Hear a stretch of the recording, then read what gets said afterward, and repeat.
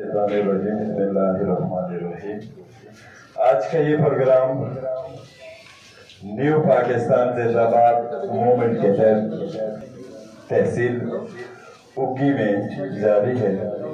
तो मैं इसके चेयरमैन जनाब सैफुल्लाह साहब को आज के इस प्रोग्राम में खुशामदीद कहता हूँ।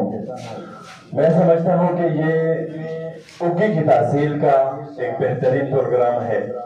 उसकी वजह ये है कि इसके प्रोग्राम के जो मकासद हैं, आप देख रहे हैं कि हमारा प्यारा पाकिस्तान जिसकी आज वो हमारी जान है और हमारी जान उस पे कुर्बान है। ये आज़ादी एक बहुत बड़ी नियामत है और इस आज़ादी को बरकरार रखने के लिए आज का भी ये प्रोग्राम है। और आप देख रहे हैं कि हमारी प्यारी फौज अपनी जानों के नजराने पेश करते हुए सरहदों पे आज आप देख रहे हैं कि जिस तरह इतने कठिन वक्त में वो हमारे मुल्क का दिफा कर रहे हैं।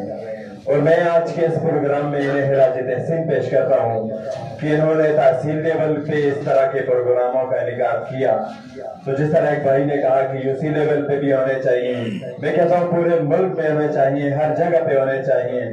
और फिर इनको मैं खिराज तहसीन पेश करता हूँ कि हमारी उग्गी की एक मुनज़्ज़म शख्सियत, एक काबिल कदर शख्सियत जिनको इन्होंने चुना, मेरी मुराद ईवान तिजारत के उग्गी के सदर सरबिलन साहब को आज इन्होंने अपने काफिले में शामिल किया।